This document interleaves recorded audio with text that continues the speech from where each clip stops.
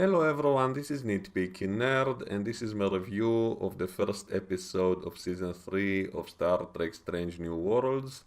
And I have mixed feelings about this show, because there are a lot of things I actually like about the show, and the visuals and the special effects are mostly nice, so I don't blame anyone who actually enjoys watching the show. I kind of enjoy watching it as well, because it is kind of entertaining, especially visually, but then when I start to think about what actually happened, and I start to realize how many illogical things there are in it, then it starts to piss me off. And I'm not even talking about the techno bubble and the scientific mistakes, because that kind of thing was always in Star Trek. Even though it is getting worse in the new shows, I think it's kind of sillier.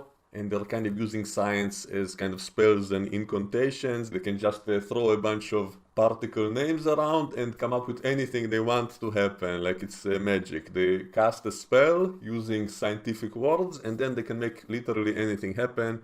But aside from all the bad technobabble, even basic common sense doesn't really exist in the show. And there are continuity mistakes, not just between this show and the other Star Trek shows. We can kind of dismiss those by saying maybe this whole show is set in a new timeline, maybe because of all the time travel events. He changed the past, and so it's not a true prequel, it's kind of set in a slightly different universe, which is similar but different. But even inside of this show itself, there are multiple continuity contradictions, even in the same episode or between episodes.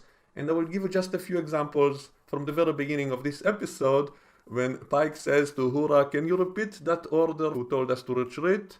He didn't say immediately, right? So we cannot retreat right away. So you know what I did? I went back and checked the previous episode, and I saw that she did say immediately.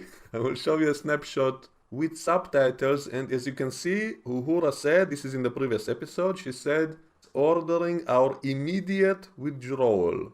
And yet in this new episode, Pike asks her, "Wait, he didn't say immediately, right?" And she says no, but she did say immediate withdrawal in the previous episode.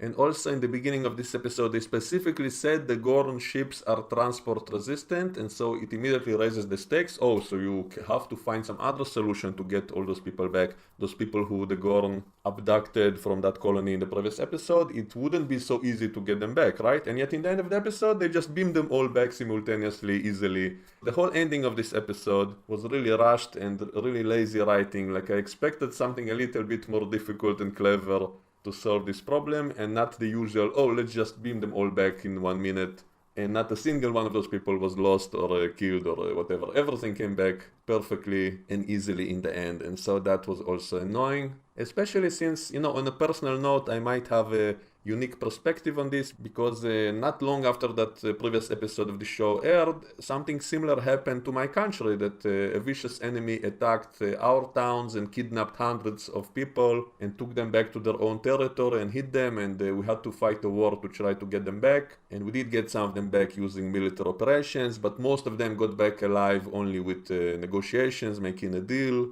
And we didn't get all of them back, a lot of them died, and some of them are still in captivity, so it's a very difficult situation. I'm not trying to get into politics, but I have to mention it because it's kind of similar, and once in a while I thought back on that episode of the end of the previous season, which had kind of a similar situation, and I was wondering, I was waiting to see how Star Trek will solve this problem, which is very similar. Will they go to war with them? Will they threaten them? Will they negotiate with them? So how will they solve this very difficult kind of moral dilemma of how you deal with such a difficult situation? And so what is the solution? No, they just beam them all back in the end. That's it. Not a single one was lost apparently, and so it was extremely disappointing on an intellectual level, you can say. Like, Star Trek in the past used to be more clever than this, even though oftentimes they did have this solution in the end as well. That's, one of my complaints about the transporter in general is that too often it was an easy fix in the very end of episodes, that suddenly they fix the transporter and they just save everyone that way, and that's it. But even in the older shows, they had some kind of limitations on the transporters. For example, even in TNG, they couldn't just use the transporter to beam an infinite amount of people anywhere they wanted. They were limited. Like one time they had to evacuate the Enterprise, and they had to transport people out in small groups, and it took a while. And yet in the very end of this show, which is set a century earlier, suddenly they're able to just beam all their hostages back from the enemy ship without problem, even though in the beginning of this episode they specifically said they cannot use the transporter. And you know what? I think they should have simply said the transporter was broken in the very beginning of this episode. And also, a blatant continuity problem was why didn't they use the transporter storage in sickbay to save Captain Battelle? They were talking about putting her in cryofreeze because, she was infected by the Gorn embryos and they were about to burst out in one day because, the Gorn are now like Xenomorphs. That's another complaint I had previously. And also in this episode, we have a bunch of scenes which are really similar to the Alien movies, especially, all the people they kidnapped were held in cocoons, just like in Aliens. Even though they said they were not actually using them to breed, but they were actually digesting them for food or something. The Gorn came out of the walls and started crawling on the ceiling and on the walls, and then they were shooting them. For some reason, they're also running toward them and then get beaten up by the Gorns. Why not just keep shooting from a distance and just go backwards? Like, are you telling me the weapons get weaker if you go too far? Like, you have to get closer for it to be more effective? Because we constantly see a few of them, they don't just shoot at the Gorn, but they also approach it with a rifle to shoot at it from closer. And then they get beaten up or stabbed by them. So that also made no sense, it seemed very silly to me. But anyway, back to the point I wanted to make about the transporters. Captain Battelle is infected by the Gorn embryos which are about to burst out of it, and so they're planning to put her in cryogenic freezing.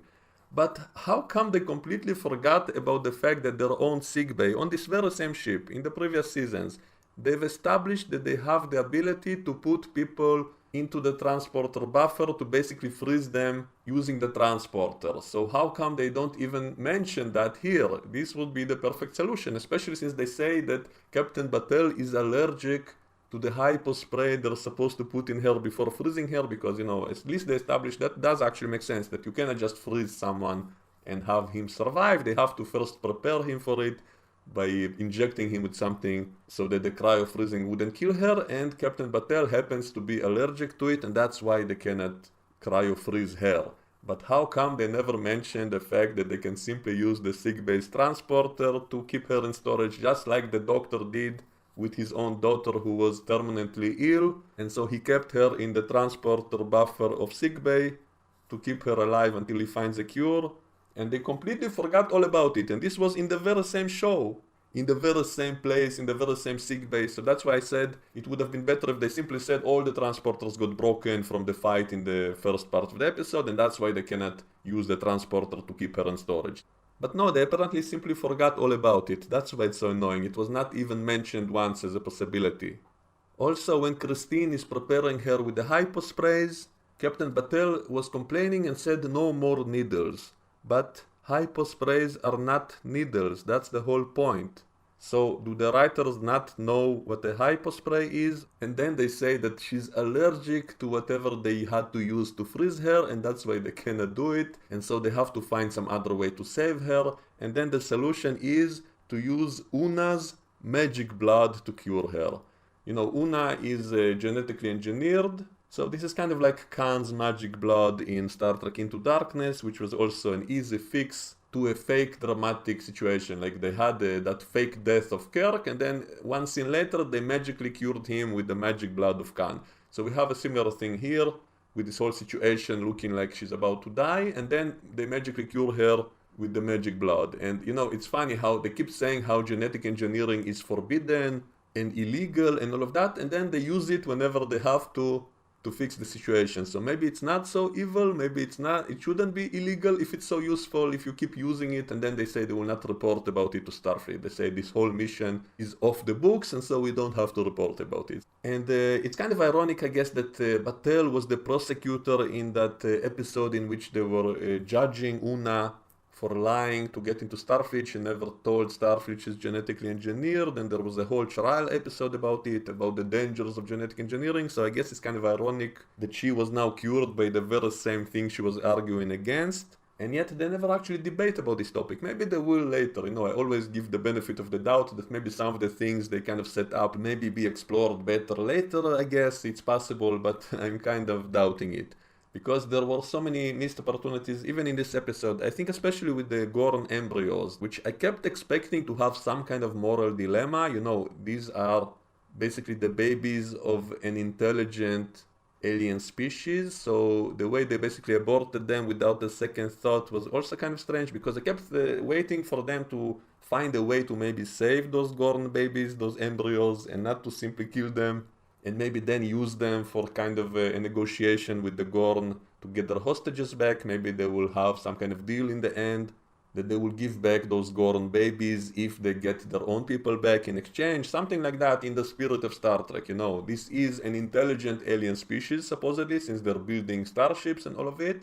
So they must have the capacity to reason and to communicate and stuff like that. So I half expected that by the end of the episode they will simply make a deal with them. They will say we save those Gorn babies even though they were about to kill their host, but we managed to extract them safely, and now we will only give them back if you give us our people back.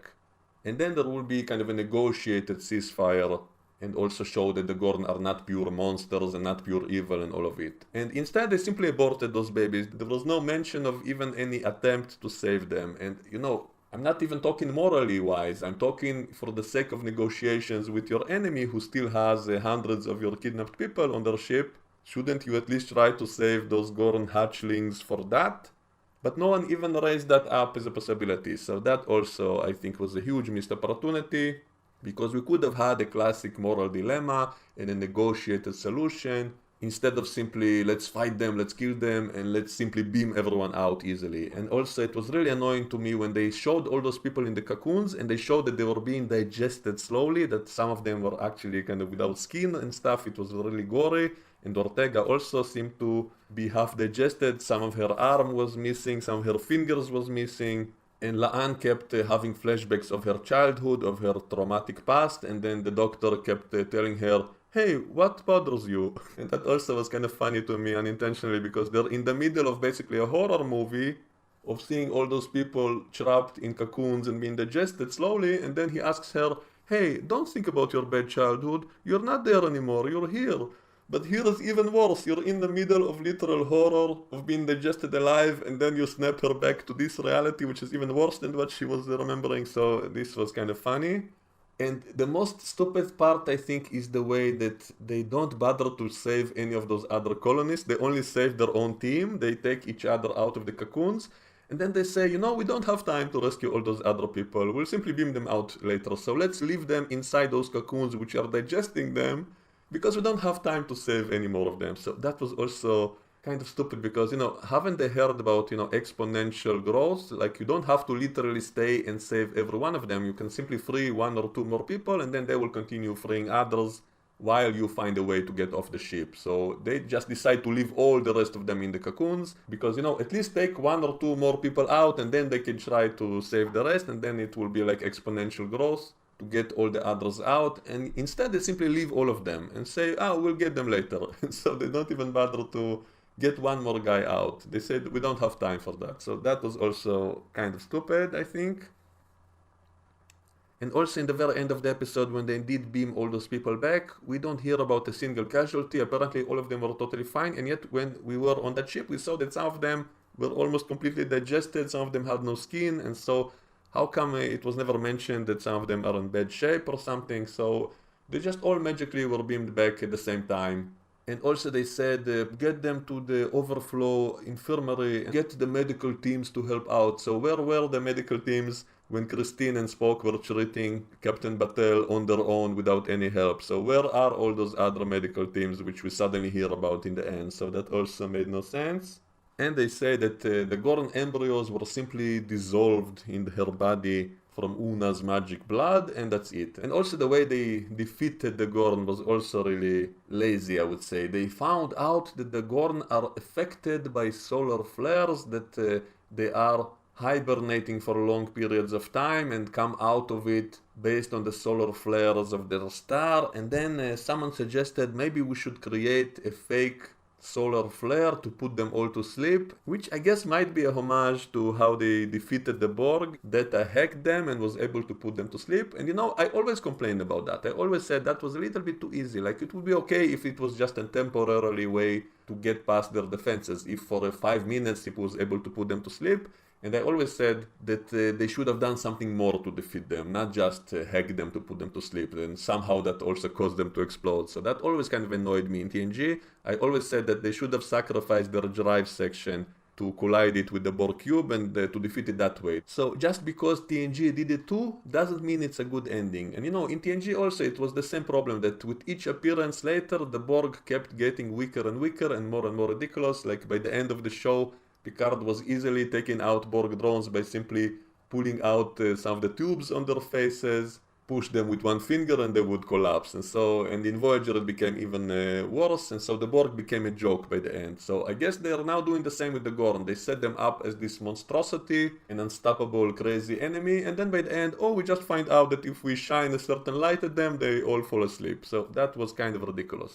And also we have the character of Scotty, who they kind of poked fun at his ability to come up with solutions when he's under stress. That was kind of funny that they're trying to get him to build some device that will hide them from the Gorn, and then Nat Guinan comes to the room and tells him they only have like a few seconds before the Gorn kill them all, and suddenly he manages to do it in a few seconds. Like he was struggling with it, but when he was under stress, suddenly he was able to do it in a second. So that was kind of funny, but it's funny in a kind of parody kind of way. So if you look at this show as a parody, then it is kind of entertaining. But it's kind of dangerous when you do it all the time, then the whole show becomes kind of like a joke. Like there's never any seriousness to anything if you do it like this.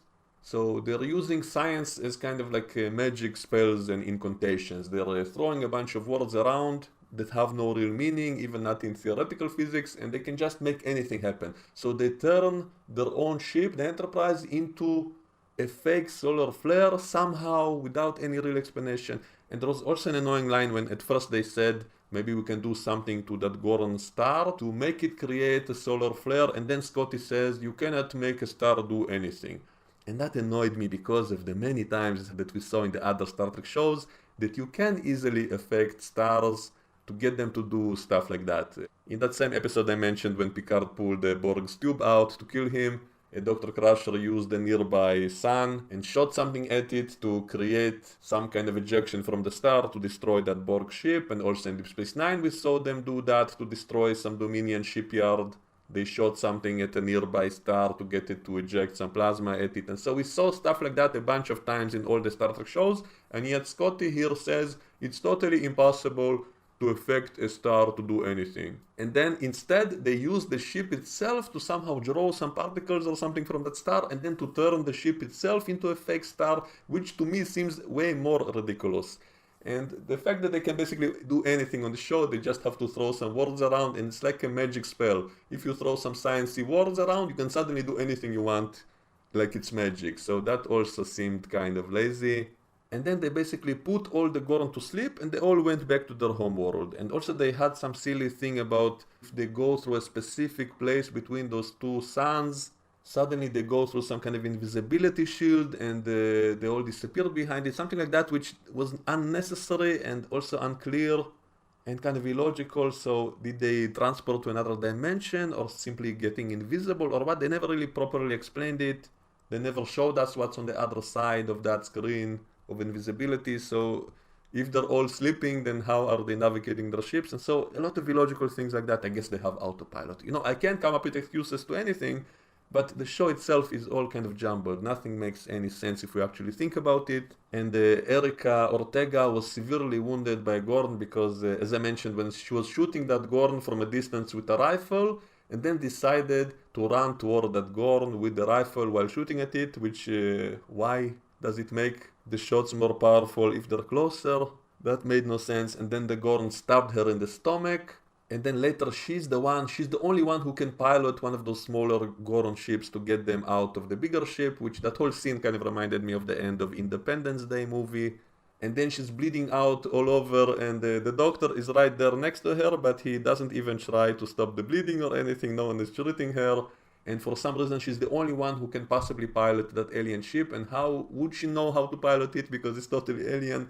Even La'an would make more sense, because they kind of established that because of her past, she has some inner knowledge about the Gorn. That's how she was able to steal those transporter codes or whatever. So just let her pilot the ship. It would make much more sense. But no, Ortega is the best pilot in the galaxy, so only she can do it, even though she's severely wounded and bleeding and is about to pass out, but she is the one they let pilot that ship, and in the end she apparently is about to die. And for a moment I thought maybe they're actually killing her off, maybe the show actually has some bravery, to kill off a main character, and she had dialogue which made it seem like it's her last scene. But no, in the very next episode she's totally fine. If you're not going to do anything with it, then why create this whole scene of her about to die? Is it simply for the sake of fake drama? So that also reminds me of Into Darkness, which had a scene of Kirk dying in a dramatic scene, and the very next scene he's back to normal because they cured him with the magic blood of Khan. Just like they cured Captain Batel with the magic blood of Una in this episode. It's kind of fake drama for the sake of it without any consequences. So it's all kind of style over substance. So the Gorn are all now back to hibernation. Maybe we can now explain how come the Gorn that Kirk met later was so slow and sluggish. Maybe he just came out of hibernation, so he was still really sleepy, and that's why he was barely moving and being so slow in TOS. And also he lost his tail and became much smaller for some reason.